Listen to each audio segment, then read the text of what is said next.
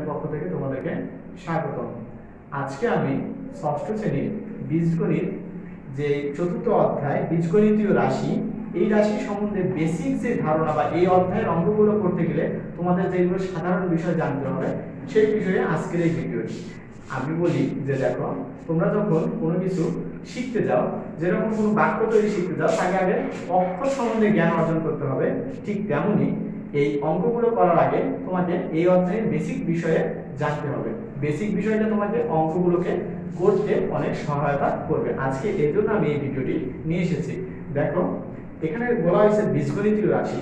বীজগণিতীয় রাশির মধ্যে বীজগণিতীয় প্রতীক, চলক, সহগ এবং সূচক এবং ক্রিয়া চিহ্ন, এই কয়েকটা বিষয় নিয়ে আলোচনা করব। দেখো,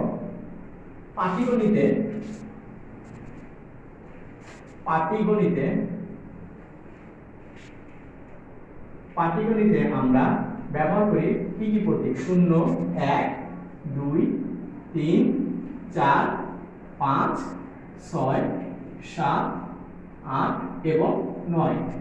তেমনি আমরা বীজগণিতে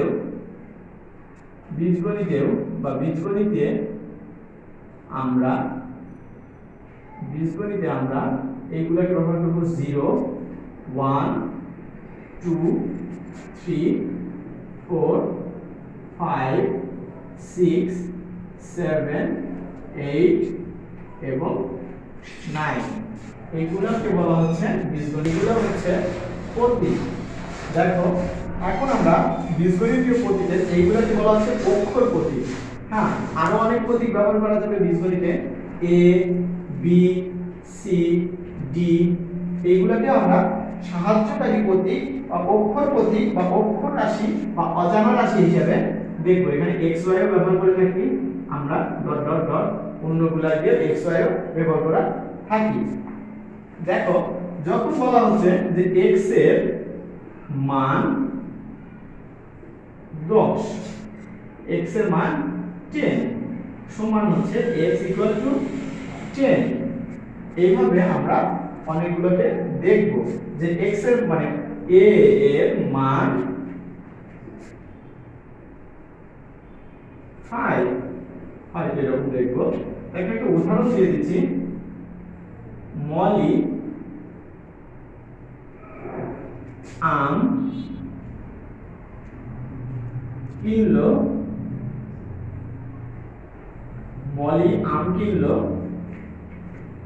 8টি বা 8টি। মলি আম কিনলো 8টি। আম এর সংখ্যা যদি এ হয় তবে, দেখো, মলি আম কিনলো 8টি, তাহলে আমের সংখ্যা যদি 8 হয় তবে এ সমান সমান কত হবে? 8। কারণ কি, মলি আম কিনেছিল 8টি, আমের সমান সমান আমকে আমি এ দ্বারা প্রকাশ করেছি। আমের সংখ্যা যদি এ হয় তাহলে এ সমান সমান হবে 8। এটা হচ্ছে একটা চলক বেসিস সংখ্যা। এবার দেখো, এই অক্ষরের সাথে কিভাবে চলকগুলো কাজ করে সেটা আমি দেখাচ্ছি। এখানে আছে চলক।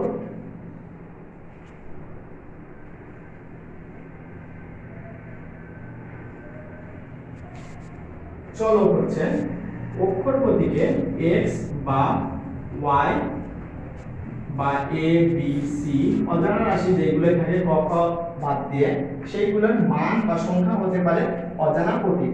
দেখো, বীজগণিতে এই ধরনের অজ্ঞাত রাশি বা অক্ষর প্রতীকগুলোকে বলা হচ্ছে চলক। তাহলে x একটি চলকের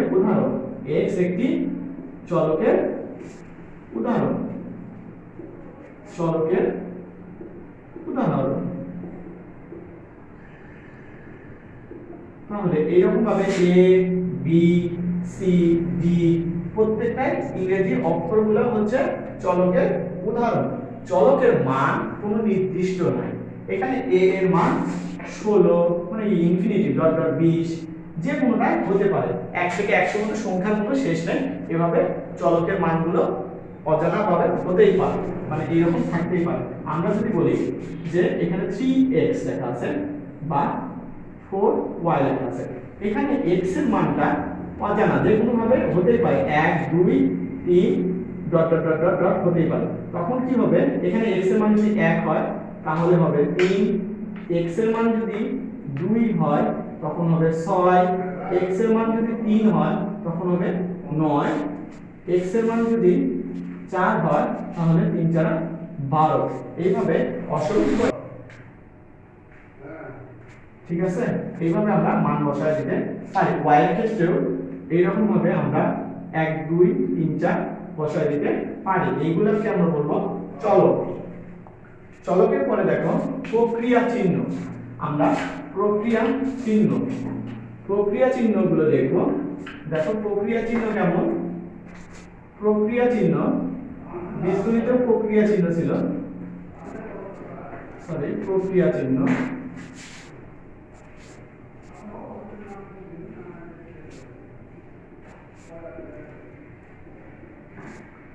চিহ্ন আমরা জানি বাংলাতে এইগুলোকে বলা হয় যোগ, বিয়োগ,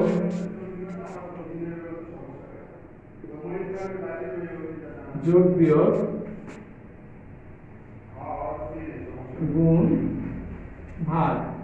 এই চারটাকে বলা হয় প্রক্রিয়া চিহ্ন, যেটাকে ইংলিশে বলা হয় প্লাস, এটাকে বলা হয় মাইনাস,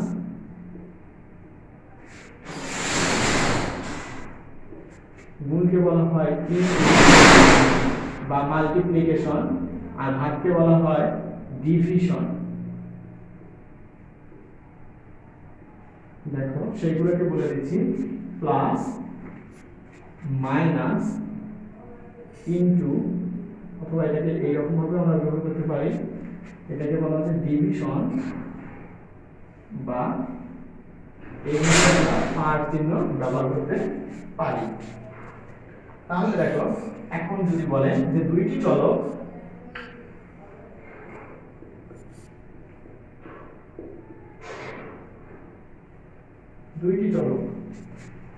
x প্লাস y, তাহলে এটা হচ্ছে দুইটি চলক।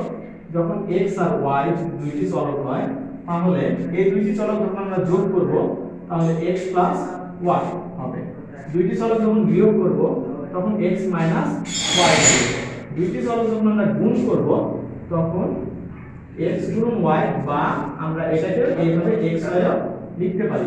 যখন আমরা দুইটি চলককে ভাগ করব তখন এইভাবে লিখতে পারি, বা উপর নিচে আকারে লব আকারে লিখতে পারি। তাহলে আমরা যদি দুইটি চলকের ক্ষেত্রে যোগ করি তাহলে x y হবে, বিয়োগ করলে x y হবে, গুণ করলে x y হবে, ভাগ করলে x y হবে। এইভাবে আমরা অঙ্কগুলো করতে পারি।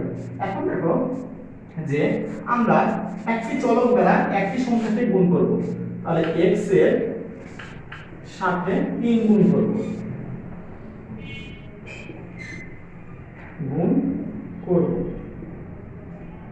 তাহলে আমরা কি করব, x গুণ 3 সমান সমান আমরা লিখব 3x। এইভাবে আমরা x এর সাথে যদি 3 যোগ করি তাহলে x প্লাস 3 করতে পারি, বিয়োগ করলে 3 মাইনাস x করতে পারি। যদি যোগ করি এইভাবে লিখতে পারবো, আবার আমরা বিয়োগের সময় কোনটা থেকে বিয়োগ করতে হবে, হয় 3 থেকে যদি আমাকে x বিয়োগ করতে বলে তাহলে 3 মাইনাস x লিখব, আবার যদি x থেকে 3 বিয়োগ করতে বলে তাহলে x মাইনাস 3 লিখব। আবার দেখো গুণ করার সময় যদি 3 কে x দ্বারা গুণ করতে বলে তাহলে আমরা 3x লিখব। এখানে x আগে লিখলেও 3x, ঠিক আছে, এটা এইরকম ভাবে আমরা লিখতে পারি, কিন্তু কখনোই আমরা এইভাবে উপরে লিখব না। মানে x পাওয়ার এটা যখন হয়ে যাবে তখন সেটাকে বলা হবে সূচক, কিন্তু এটা এখন সহগ অবস্থায় আছে, আমি সেটাতে একটু পরে আসতেছি সূচক আর সহগে। তারপর যখন ভাগ করতে বলবে 3 কে আমি x দ্বারা ভাগ করতে পারি, 3 কে আমরা x দ্বারা ভাগ করতে পারি, আবার 3 গুণন যখন এইভাবে ভাগ করতে পারি। অনেক সময় আমরা এইভাবে 3 ভাগ x ও লিখতে পারি। কিন্তু যদি বলে এবার 3 কে x দ্বারা ভাগ করেছি, এবার যদি বলে যে x কে 3 দ্বারা ভাগ করো, তখন কি লিখব, x ভাগ 3 বা x উপরে 3 নিচে, এটাকে আমরা করতে পারি। কিন্তু গুণ আর দেখো, গুণ আর যোগের সময় যদি দুইটি সংখ্যাকে পিছনে এবং আগে করি কোনো সমস্যা হবে না, কিন্তু বিয়োগ এবং ভাগের সময় সেটা করা কখনোই যাবে না। এইগুলো তোমাদেরকে বীজগণিত অঙ্ক করতে বেসিক সম্বন্ধে জানতে হবে। এইবার আসবো আমি চলক মানে সহগ এবং সূচক, সেটা বোঝাবো। সহগ এবং সূচক দেখো, এবার আছে সহগ।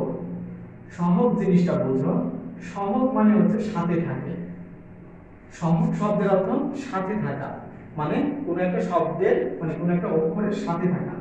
যেমন ধরো এখানে 10a, হ্যাঁ, যদি বলে এখানে a এর সহগ কত, a এর সহগটাই হবে এই 10, কারণ কি দেখো 10 এর সাথে a গুণ অবস্থায় রয়েছে, তাহলে a এর সহগ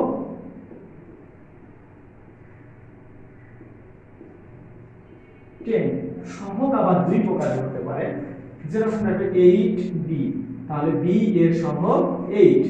এখানে যদি b 8 থাকে তাহলে মনে করতে হবে যে এটা তো গুণ অবস্থায় আছে, 8 গুণন b যদি এরকম থাকে তাহলে আমরা 8b লিখব, লিখে বলবো b এর সহগ 8। আমরা এইভাবে অনেকগুলো সময় বলে দেখবে যে x এর সহগ কত, যদি এইরকম 11x থাকে তাহলে x এর সহগ কত, আমরা বলবো x এর সহগ 11,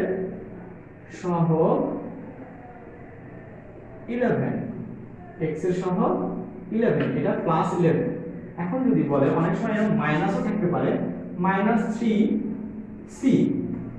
-3c, তার মানে কি -3 গুণন c, ঠিক আছে, মানে কি c এর -3 গুণ, তাহলে c এর সহগ -3। আচ্ছা, একটা কথা দেখো, এখানে এইটুকু একটু বোঝাতে আগে বোঝানো উচিত ছিল যে এখানে 4b মানে কি, b এর 4 গুণ, মানে কি দেখো 4 গুণন b করলে কিন্তু আমি পাচ্ছি 4b, তাহলে b এর 4 গুণ হচ্ছে 4b। তা কিভাবে আসলো এখানে একটু দেখে নাও, 4b, কয়টা b, 4b গুণ অবস্থায় আছে। আমরা জানি গুণের মানে যোগের সংক্ষিপ্ত রূপকে গুণ বলে, তাহলে b যোগ b যোগ b যোগ b, তাহলে দেখো এইগুলো সবগুলোর পাওয়ার, এখানে পাওয়ার এই যে সূচক, এই যে দেখো একটা মজার জিনিস এসেছে সূচক, এইগুলা পাওয়ার 1 করে আছে, এইগুলা 1 করে আছে, এই 1, তাহলে এটা যোগ করলে কত হচ্ছে 4b। এইভাবে আমরা পাওয়ারটা বা সহগটা বুঝলাম যে সহগ কত। এখন পরীক্ষায় থাকতে পারে যে আক্ষরিক সহগ আর সাংখ্যিক সহগ। সাংখ্যিক সহগ, সাংখ্যিক সহগ আর আক্ষরিক সহগ।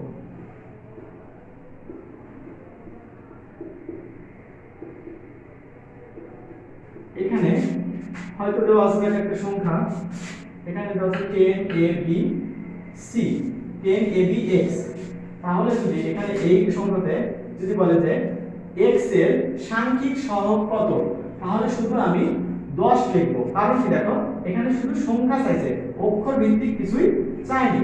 যদি বলে যে এটাতে x এর আক্ষরিক সহগ কত, তাহলে বলতে হবে যে a, দেখো x বাদে x এর যদি বলে যে x এর আক্ষরিক সহগ কত, x বাদে কি কি আছে, a b, তাহলে x এর আক্ষরিক সহগ a b, এটাই বোঝার সিস্টেম।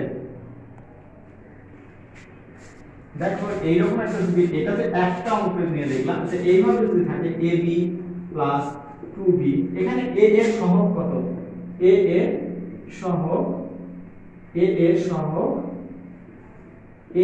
কিন্তু 3। আবার যদি বলে যে y এর সহগ কত, y এর সহগ b, এইভাবে দুই তিনটা অঙ্ক থাকতে পারে, এইগুলোকে বলা হচ্ছে রাশি। এটা একটা রাশি, একটা বীজগণিতীয় রাশি, এটা একটা পদ, এটা একটা পদ। এখন পদ সম্বন্ধে তোমরা বুঝো, যদি বলে যে 3 ay প্লাস 2ab মাইনাস এখানে 6bc প্লাস 2ad। দেখো এখানে যদি বলে এখানে কয়টি এটা একটা বীজগণিতীয় রাশি, এখানে কয়টি পদ রয়েছে, এটা একটা পদ, এটা একটা পদ, এই দুটো মিলে একটা পদ, এখানে এইটা একটা পদ। দেখো আমরা জানি যে কোন সংখ্যার আগে কিছু নাই মানে সেটা প্লাস আছে, তাহলে প্লাসটাকে আমরা না লিখলেও হবে, কিন্তু মাইনাসের সময় সেই পদটার সামনে একটা মাইনাস দিতেই হবে। তাহলে এখানে পদ রয়েছে 4টি। এখন কথা হচ্ছে আরেকটা আমি জিনিস উদাহরণ দিয়ে দেখাবো, সেই উদাহরণটা তোমরা বুঝলে যে পদ সংখ্যাটা নির্ণয় করা কি কঠিন না কি সহজ সেটা বুঝতে পারবা। দেখো এখানে 5ab ভাগ 2bc minus 2c plus 2c গুণন 4ab এইরকম দেওয়া আছে। তাহলে এখানে যদি বলে যে তোমার পদ কয়টি, দেখো যেগুলোর সামনে ভাগ এবং গুণ থাকবে সেইগুলো করলে একটা ফল বের হয়। তাহলে এই ভাগ এবং গুণের সামনে যে কয়টা আছে সেই কয়টাকে আমরা যুক্ত করব। এই বক্সটাকে দেখো, এটাকে ভাগ করলে কিন্তু আমরা একটা মান পেলাম, আর বিয়োগ করলে কিন্তু এখান থেকে বিয়োগ করতাম, তাহলে এখান থেকে, আর এই গুণ করলে কিন্তু একটা মান পেলাম। তাহলে এখানে পদ রয়েছে 3টি। কি কি সেটা? পদ রয়েছে 3টি, সেটা হচ্ছে 5ab ডিভাইডেড বাই 2ab, আর একটা হচ্ছে 3ac, আর একটা হচ্ছে 2ac গুণন 4ab। তাহলে এই কয়টাই রয়েছে পদ। আর দেখো এই পদে যদি বলে যে এই পদটাই আমরা আলোচনা করি, এই পদে ab এর সহগ কত? ab এর সহগ এইটুকের জন্য ab এর সহগ কিন্তু 5, আর এইটুকের জন্য ab এর সহগ 2। এইভাবে আমরা অঙ্কগুলো দেখতে পারি। এখন কথা হচ্ছে সহগ পদক মানে সহগ হয়ে গেছে, তোমরা মোটামুটি সহগ এবং পদ সংখ্যা বা রাশির সংখ্যা একটা বীজগণিত রাশিতে শুধু আমরা বলে নেব যে ভাগ আর গুণ করলে যেটুকু হবে তার আগেরটুকু মিলে একটা করে পদ হবে। পদ সংখ্যাটা বুঝতে পেরেছো। এখন সর্বশেষ আরেকটা জিনিস আছে, এই অধ্যায়ের 2 পয়েন্ট মানে কি, এখানে 2 অনুশীলনী করতে 4 অনুশীলনী আসলে সব দরকার। এই সূচকটাতে সূচক হচ্ছে এমন একটা জিনিস, আমি এখানে একটা জিনিস লিখে দেখাই, এটার নাম হচ্ছে সহগ। তোমার সাথে যেটা থাকবে, একটা সংখ্যার সাথে যেটা থাকবে সেটা হবে সহগ। এখানে যেটা থাকে সেই সংখ্যাটাকে বলা হয় ভিত্তি, সেই সংখ্যাটাকে বলা হয় ভিত্তি। আর এই সংখ্যার উপরের দিকে একটা মান থাকে সেটাকে বলা হয় সূচক, ইংরেজিতে বলা হয় পাওয়ার। তাহলে দেখো এইরকম একটা জিনিস দেখা যেতে পারে যে 2x কিউব, 2x কিউব। তাহলে এখানে x এর সহগ 2 আর x এর সূচক 3, এটা উপরে দিকে লেখা। দেখো এটা কিন্তু x এর মাথার উপরে লেখা, তাহলে এটার নাম হচ্ছে সূচক, যেটাকে আমরা ইংরেজিতে পাওয়ার বলে থাকি। তাহলে দেখো এখানে a4, a টু দি পাওয়ার 4, তাহলে a এর সূচক 4, আর যদি এখানে 4 থাকে এই 4টা কিন্তু a এর সহগ। দেখো আরেকটা উদাহরণ 3b5 দিয়ে দিলাম। তাহলে b এর যদি বলে এইটুকের মধ্যে থেকে আমাকে জিজ্ঞেস করে যে b এর সহগ কত, b এর সহগ 3, কিন্তু b এর সূচক কত 5। এটা সহগ এবং সূচক সম্বন্ধে তোমাদের ধারণা থাকতে হবে, যেটা সাথে থাকে সেটা হচ্ছে সহগ। তাহলে দেখো এখানে 3 গুণন b, তার মানে কি 3b, b এর সহগ 3, আর সূচকটা হচ্ছে উপরেরটা। আর কিছু আছে 9x, যদি বলে 9x কি, তাহলে x এর 9 গুণ, x এর 9 গুণ মানে 9টা x এরকম করে গুণ করলে 3,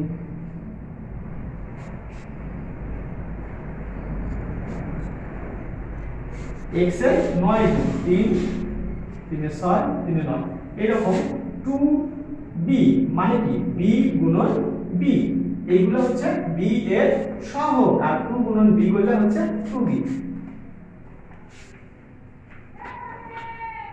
আশা করি তোমরা এইটুকু দ্বারা বুঝতে পারবা। আর বিস্তারিত ভিডিওগুলো, অঙ্ক, এই অধ্যায়ের সমাধান ভিত্তিক যে ভিডিওগুলো আমি আমার প্লেলিস্টে থাকবে এবং ডেসক্রিপশন বক্সেও তোমরা পেয়ে যাবা। আর আমার চ্যানেলটিকে তোমরা সাবস্ক্রাইব করো, তাহলে বীজগণিত মানে ষষ্ঠ, সপ্তম এবং অষ্টম অধ্যায়ে যতগুলো অঙ্ক আছে এই চ্যানেলগুলো থেকে তোমরা পেয়ে যাবে। ধন্যবাদ সবাইকে।